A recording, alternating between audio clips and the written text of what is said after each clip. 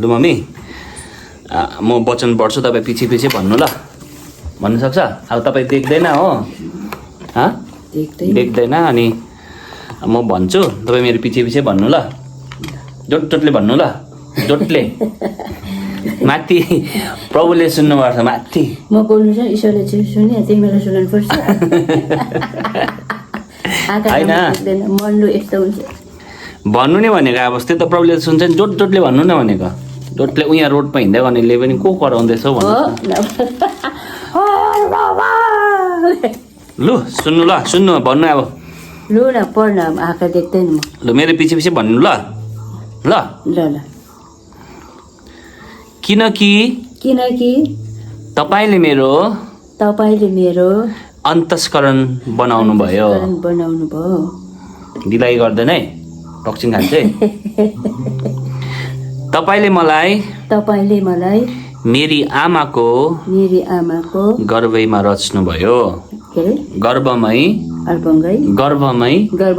रच्नुभयो म तपाईँलाई धन्यवाद दिनेछु किनकि म भयानक र आश्चर्य रीतिले बनिएको छु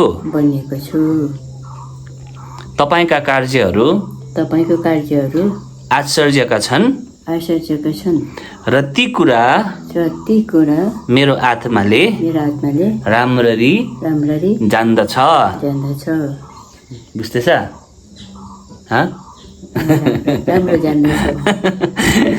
जब म गुप्तमा बनिएको थिएँ र पृथ्वीको सबैभन्दा तल्लो भागमा अनौठो प्रकारले बनिँदै थिए तब मेरा हड्डीहरू तपाईँबाट लुकेका थिएनन् मेरो रचना नभई तपाईँका आँखाले मलाई देखेका थिए म अपूर्ण रूपमै भएको तपाईँको आँखाले देखेका थिए र मेरा सबै अङ्ग जो दिन बनिँदै आएका थिए ती नबनिँदै तपाईँका पुस्तकमा लेखिएका थिए हे परमेश्वर मेरो निम्ति तपाईँका विचारहरू कति अमूल्यका छन्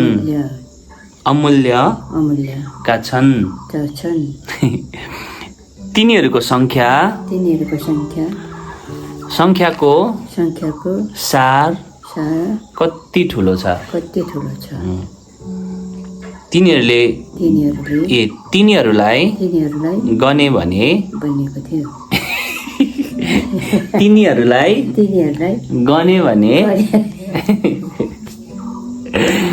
ती बलुवाका संख्या भन्दा बढी छन्। अब यहाँ एउटा मजाको शब्द छ हेर्नुहोस् ल, के छ भने नि यो जुन हामीले पढ्दैछौँ त्यहाँ के लेख्छ भने नि सर्ट सेन्टेन्स के लेख्छ भने नि म जाग्दा उड्दा भनेको तपाईसँगै हुन्छु। आमेन। के भने हामीले लास्ट सेन्टेन्स म उड्दा अथवा म जाग्दा चाहिँ कोसँग हुन्छु अरे? कोसँग हुन्छु? तपाईँ बेलुका सुत्छ होइन, बिहान उठ्दा कोसँग हुन्छ? एक्लै हुन्छ होइन। यहाँ वचनले भनेको चाहिँ ऊ जब उठ्छ, जब कन्साइन्समा आउँछ, जब उसले सोच्छ नि, जब उसले विचार हुन्छ, तब प्रभुलाई चाहिँ छेउमै पाउँछ भनेको क्या, बुझ्यो? हामी चाहिँ धेरै चाहिँ उठ्नु साथ चिन्ता फिक्री होइन, दिनभरिको कामहरू दिमागमा खेल्नु थाल्छ नि त, हो कि होइन भन्नुहोस् त। तर यहाँ वचनले चाहिँ भर्खर हामीले के पढ्यौँ, ऊ उड्दा चाहिँ कोसँग हुन्छ अरे? परमप्रभुसँगै हुन्छ। बुझ्यो? शुद्ध पनि परमप्रभुसँगै हुन्छ। परमप्रभु पनि सुत्छ तर वचनले चाहिँ के भनेको छ, उड्दा चाहिँ कोसँग हुन्छ अरे? परमप्रभुसँग हुन्छ। तपाईँ पनि जब बिहानै उठ्छ नि क्या मम्मी, त पहिलो कुरा चाहिँ तपाईँ अनि मैले सम्झिनु पर्ने चाहिँ हाम्रो परमेश्वर, बुझ्यो? जसले हामीलाई दिन दिनुहुन्छ, जसले हामीलाई नयाँ जीवन दिनुहुन्छ, सबैभन्दा पहिला चाहिँ उहाँलाई सम्झिने, उहाँलाई सबै कुरो उहाँको हातमा राख्ने, अनि त्यहाँदेखि चाहिँ अरू कुराहरू। बुझ्दैछ? आज धेरै दिनको बादमा मम्मीले वचन पनि पढ्यो है। अब पढ्नु जान्दैन, जान्दैन भने आँखाले देख्दैन, अनि यसरी हामी भन्छौँ अनि मम्मीले चाहिँ पछि पछि भन्नुहुन्छ ल।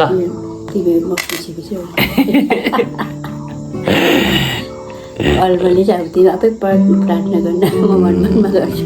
ल धन्यवाद चढाउ हृदयदेखि, धन्यवाद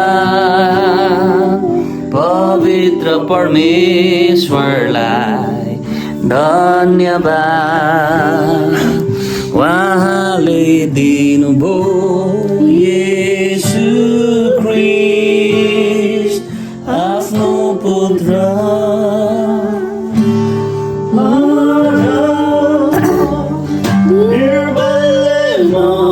बल्यो छु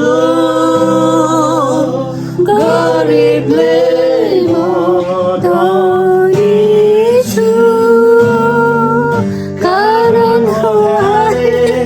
जे गर्नुभयो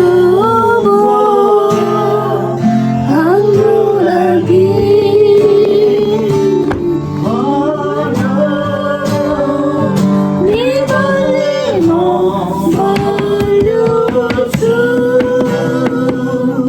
गरिबले म धनी छु,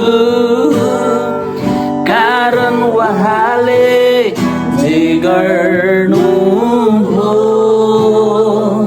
हाम्रो लागि।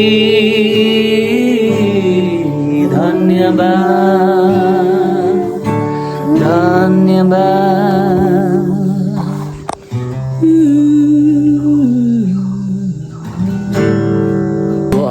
अर्को गीत गाउने? कुन गाउने मम्मी? कुन गीत गाउने? ल कुन गीत गाउने? गीत सक्यो मेरो। मेरो त गीत सक्यो। कहाँ सक्छ? तपाईँको दया जीवनभन्दा श्रेष्ठ। तपाईँको दया जीवनभन्दा श्रेष्ठ।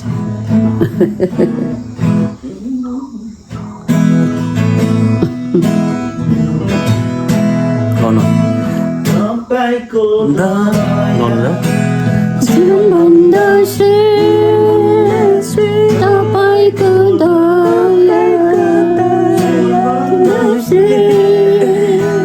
धन्यको भन्छु स्तुति म गाउँछु, तपाईँको दया जीवन भन्दा श्रेष्ठ। हालेलुया।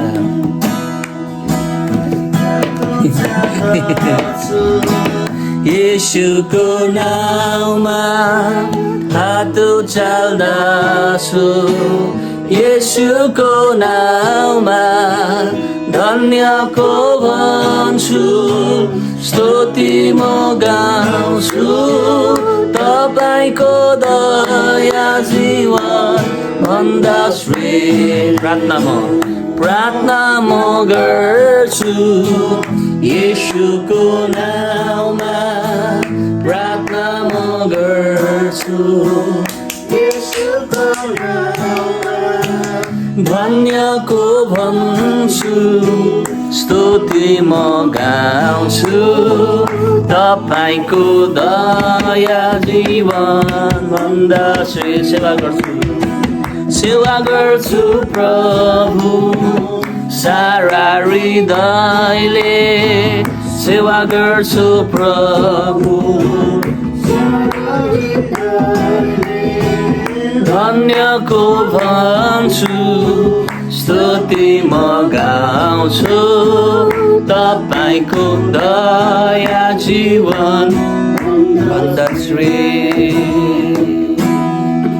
आमेन आमेन भन्नु त आमेन आमेन